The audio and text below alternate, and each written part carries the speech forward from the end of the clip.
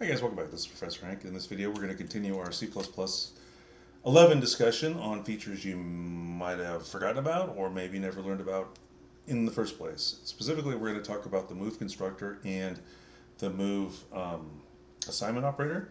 And these are two options for your classes for when you want to transfer ownership of a resource from one object to another, and you want to do that in a efficient way. All right, so if you think about what an L value is, what an R value is, just as an example, an L value in C++11 is a named memory location. Okay, so think int x, right? X is an L value. Now in C++11, there's an R value. In C++17, they added a couple subtypes of R values, but I'll just talk about R value, okay? An R value is a memory location that doesn't have a name. An example of that would be a temporary object that only exists as the result of some other operation.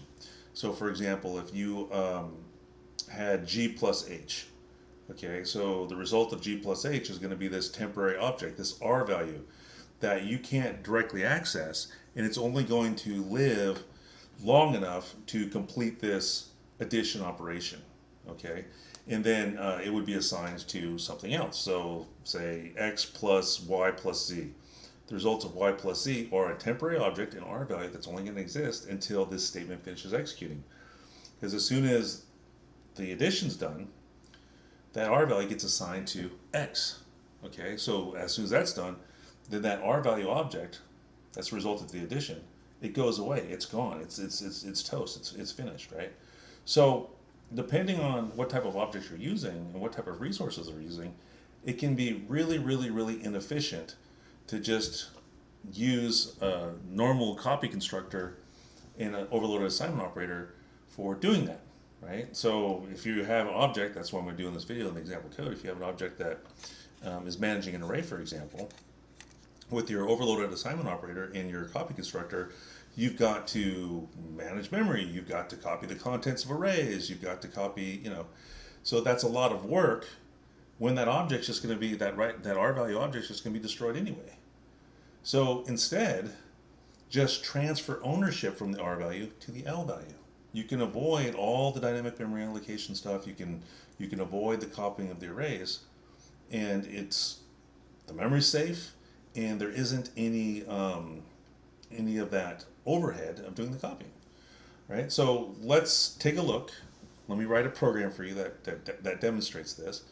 And it's going to take me a minute or two to set it up because I have to build the class and overload some methods and stuff before we can even get to showing you how to make the move constructor and the move assignment operator work, right? How you write them. And these are replacements in those situations for the copy constructor and the regular old assignment operator, okay? So we're going to have to write a quick class, and I'll try to go as fast as I can, but stick around to the end because that's where we're going to get into how to write it. And if that's all you're interested in, well, then go ahead and fast forward to that part so you can see it. But anyway, so let's go ahead and do this. So I'll create a class called foo. Okay, and it's going to do an array, okay? So we'll have just an array of integers, and we'll keep track of its size, okay? And we'll have a constructor that will accept the size that we want to create the array as an argument. So we would have to do something like this. We'll have to keep track of that size, and then we'll have array equals, and this is the resource. This is what we're having to manage. New int, and it's going to be size elements, and by default, we'll initialize them all to 0. Okay, so default constructor done. Let's put in a destructor, and what's going to happen with the destructor is that R value, that temporary object that gets created, we're going to end up nulling out its array pointer. So that way we don't have two objects pointing at the same place and then to the same array, and thus have the temporary R value object's destructor delete the array, thereby leaving the L values object pointing at an invalid memory location. So what we got to do is we got to test to make sure that the pointer is actually pointing at an array, and if it is, then we'll delete it. Okay, so we're going to need that, and we'll overload a array operator. Okay, so that way we can put some custom values in here. And yeah, like I said, this is going to be a little bit of a review as I'm doing this of some methods that you can overload. So array of I. Okay, I'll need to know how long or how big the array is from outside the class. So we'll return size. Okay, we'll need that, and we'll need to be able to display the contents. So let's overload the stream insertion operator to make that happen. Let's see here, const foo inside, and all we're going to do is just put the contents of the array into the stream.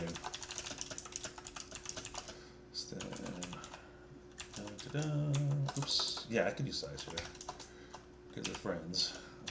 Plus O,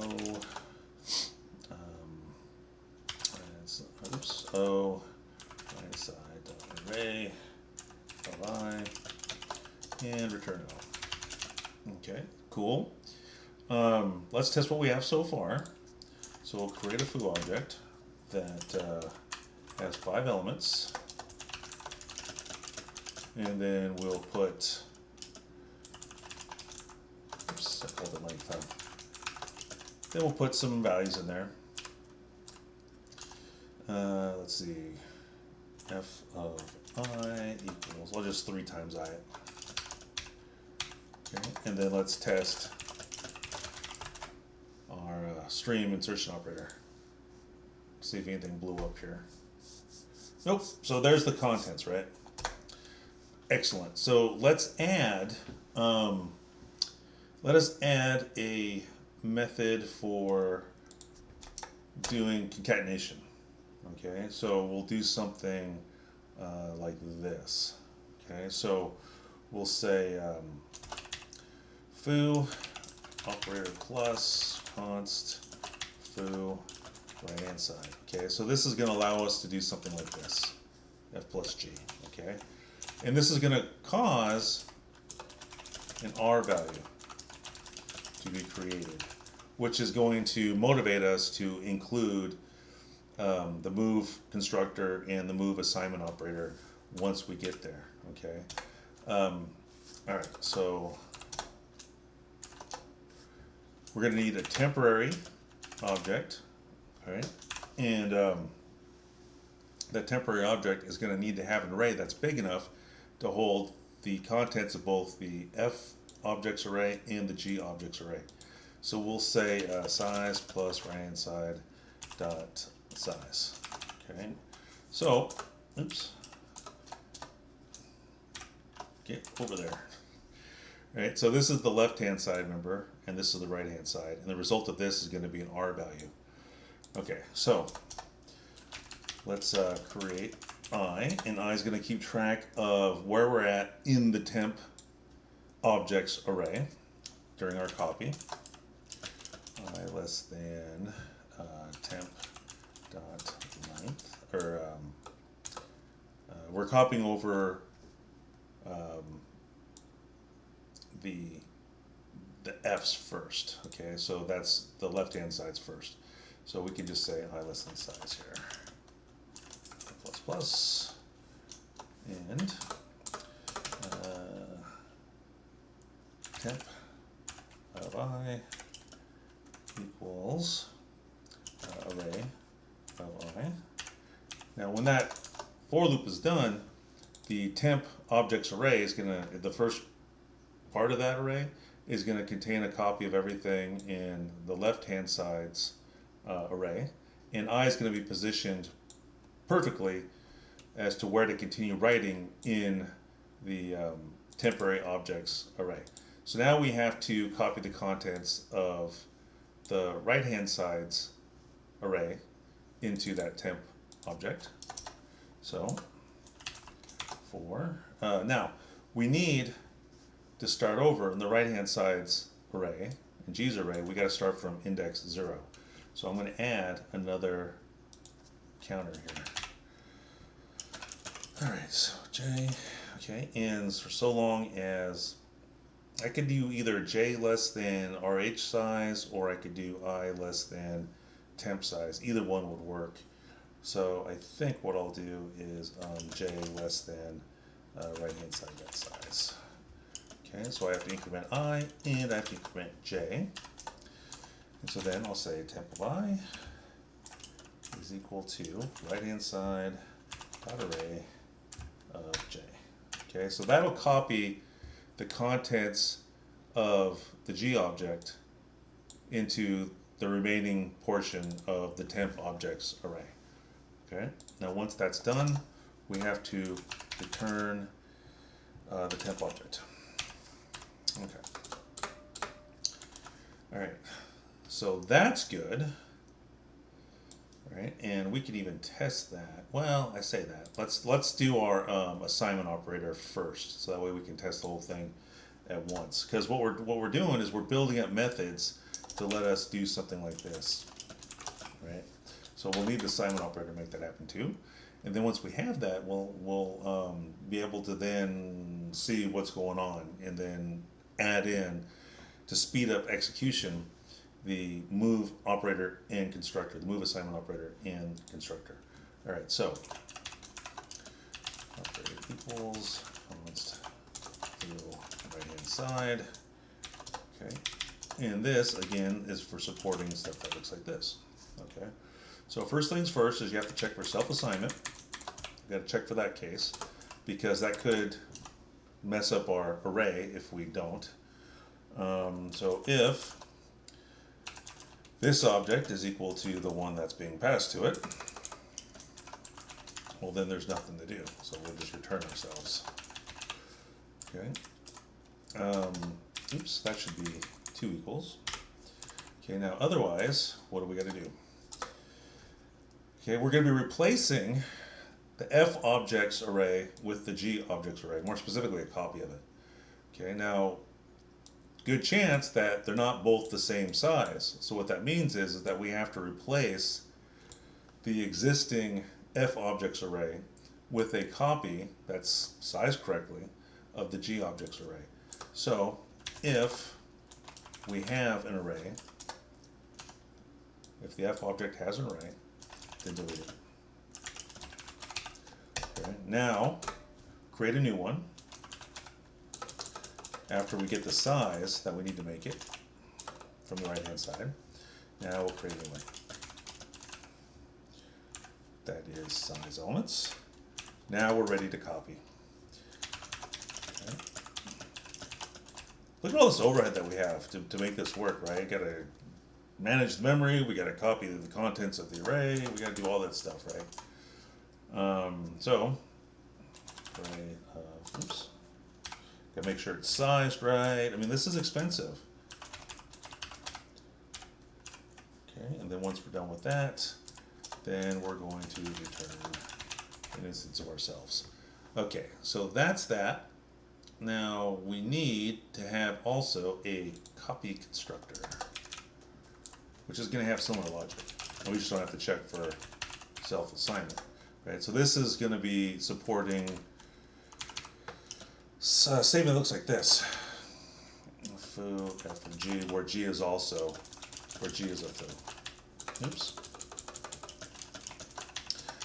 It also executes when you do something like this. Okay, so let's put that in.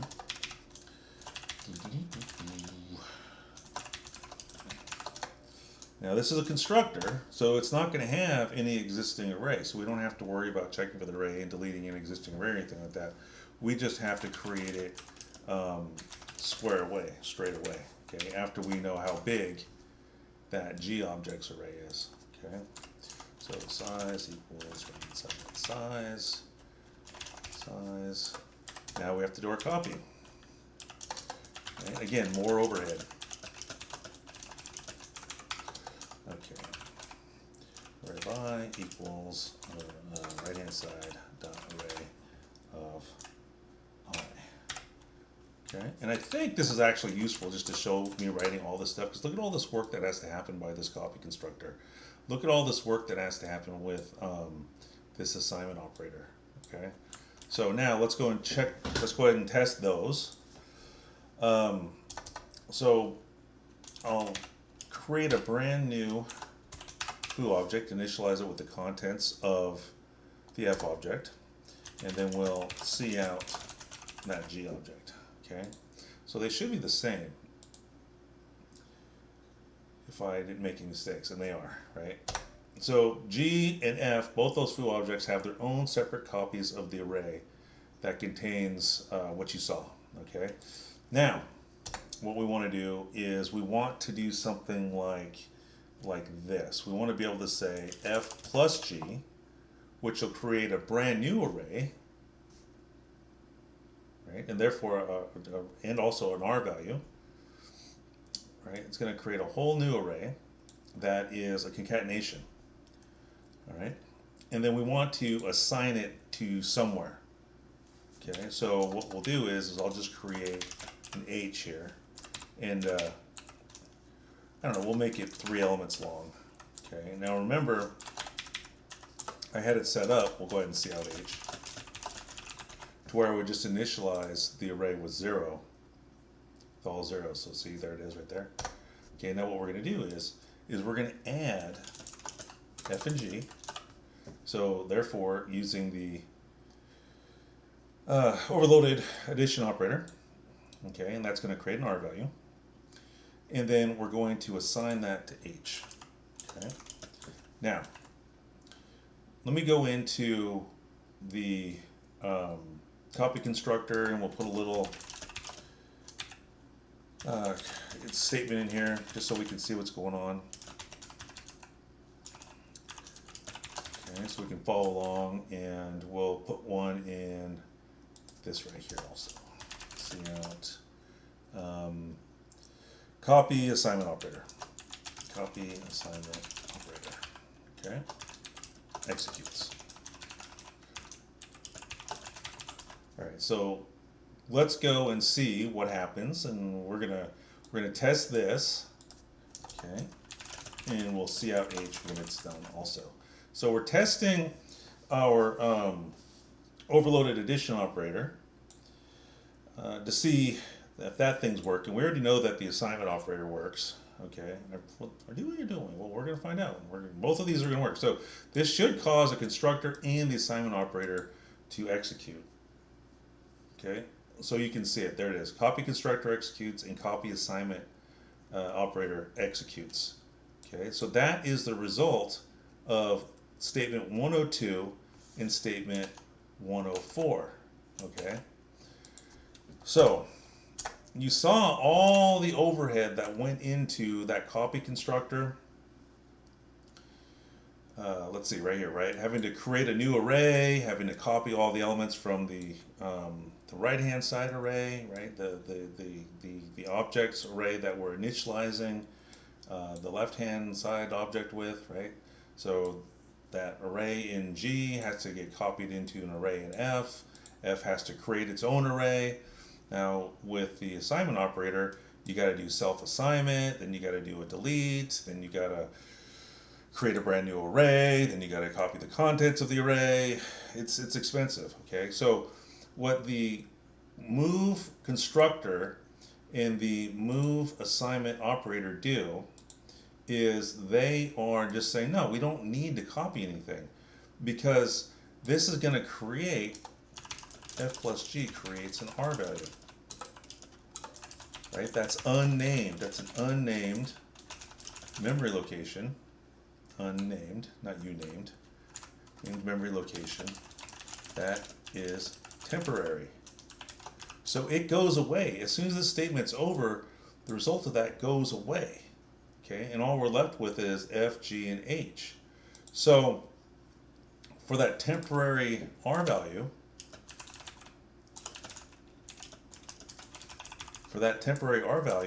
why do all that copying? Let's just give that temporary objects array to H. And that way we don't have to copy anything, thereby saving us time. Okay, saving us all this extra work. So how are we going to do that? Well, first off, let's do the copy or the move constructor. Okay, this is for dealing with R values. Right? So if you had something where you had to assign a temporary unnamed memory location to a named memory location, that's going to cause this to execute. So we're going to use the same name as the class because it is a constructor. Okay, but we're not going to have a constant foo reference. Okay, because we're going to be changing that temporary object, that R value object. We're going to change its array pointer to null. Okay, because we don't want, when its destructor executes, we don't want it to delete the array that our L value object is going to be pointing at. Okay, so we don't want, if we don't set it to null, that temporary object that's a result of this addition, then when the destructor executed, it would delete the array that H is going to be pointing to. Okay, so let's go back up here. Where were we? Okay, so we have to change that temporary object's array pointer to null. And so then, when its destructor executes, this will evaluate to false, and it won't delete the array that we're passing control of to the H object. Okay? So let's take a look at the code, and maybe that'll make a little bit more sense for you. Okay, so it's not constant. And the syntax for this is these two ampersands. It's not one, it's two. If you just have the one ampersand, that's just a copy constructor. Okay? So what are we going to do? Now it is constructor, so we're going to figure out how big the array is, or we're gonna copy that from that temporary object. So, right? Now, what we're going to do is we're just going to assign to our L values object the memory address of the temporary objects array. So in this way, we transferred ownership from the temporary object to the permanent one, from the R value object, from the R value foo to the L value foo. Now to finish this off, so again, the R value foo, that temporary object, doesn't delete the array that we just gave to the permanent one. We have to set RHS.array equal to null. Okay? Because as soon as this statement's over, that temporary object goes out of scope, it gets destroyed, it fires its destructor. Okay, and when it's done, when the statement's over, H is going to be pointing at that brand new array. It's going to have control of it. Okay, so the temporary objects array that was created as a result of this, it gets passed off to the H object. This is an L value. It's named. The thing that's a result of this addition is an R value. It's unnamed. Okay, so that is the constructor. Now, you see this little squiggle right here? The move constructor, the move assignment operator, they require that you use this keyword no except, okay? Because the move constructor and assignment operator, they're not allowed to throw exceptions, okay? All right. So let's see here. There it goes. Get that squiggle went away finally. I was like freaking out, going, "Oh my gosh, did I forget to do anything?" So let's do the move assignment operator now. Move assignment operator. Okay. So we're going to have a similar deal. Let's see. So we'll do that, and we'll do this, and we're going to do that. Okay. So you're going to see, and the no except. Similar. Okay, but again, we've got that, oops, I forgot my little equals in there. Operator equals, But again, it's the double ampersands here. Okay. All right. So there's no need to check for self-assignment here because there's no, you can't self-assign. Okay. So we're gonna have similar code to this. Okay. Except at the end, we have to return an instance of our self. Okay. All right. So I think that is everything that we need. Now let's go ahead and put in here another output message. Move constructor executes. And we're almost done, right? We are almost done. You've hung in there, okay? So this right here is the see now, move assignment operator executes. And I've left out a couple of details here and there just because this is long enough, but I just wanted to give you the basics of it and what it does for you. Okay, so let's see how those statements changed. Okay, because now the move versions are going to execute, or they should. Okay, so there you go. So move constructor executes and move assignment operator executes because we're dealing with an R value. An R value being assigned to an L value. There was no reason to delete an array, to delete the existing array in the H object. There was, all we were doing was just transferring ownership of that temporary R value foo object to the permanent L value foo object. So that sped things up immensely. We didn't have to copy the contents of the array. We didn't have to, we only had to delete the temporary objects array, okay? We didn't have to dynamically allocate a brand new array, any of that stuff. So that increases the efficiency of the object because instead of executing this code, we executed this code. No loop, no dynamic memory allocation. Instead of executing all of this, we executed this, right? No dynamic memory allocation, no copying contents of the array or anything like that. It sped it up. It was more efficient. Fewer overall operations had to execute. Okay, so hopefully you found that helpful. That's all that I've got for you in this video, and it was a little bit long. I tried to go fast, but it was about 30 minutes or so because I had to set up the entire class. So hopefully you found a little bit of a review of overloading the operators and things and the different type of constructors useful too. But with all of those methods, I'll also add this, with the destructor, with the copy constructor, the move constructor, the different assignment operators. Right? Those 5 methods. That is what makes up the rule of 5 when doing object-oriented programming. Okay, and the rule of 5 basically says if you use any one of them, you should include all 5 of them, because that means that you have some kind of a resource that you have to make sure to manage correctly to avoid, resource problems, resource leaks, in this case, memory leak. But also, we were able to, by using that move constructor and that move assignment operator, we were able to avoid a deep copy of the array for that R value object. Remember, L value is a memory location that has a name. Okay, R value is a memory location that doesn't. And in this case, that was a temporary foo object that was a result of doing the concatenation operation. All right. So there you go. If you're a student of mine, as always, feel free to shoot me an email, stop by my office hours on Zoom, or if we're back in person, to ask follow-up questions. If you thought the video was good, hey, please give it a thumbs up. If you thought the video sucked, well, you can give it a thumbs down too.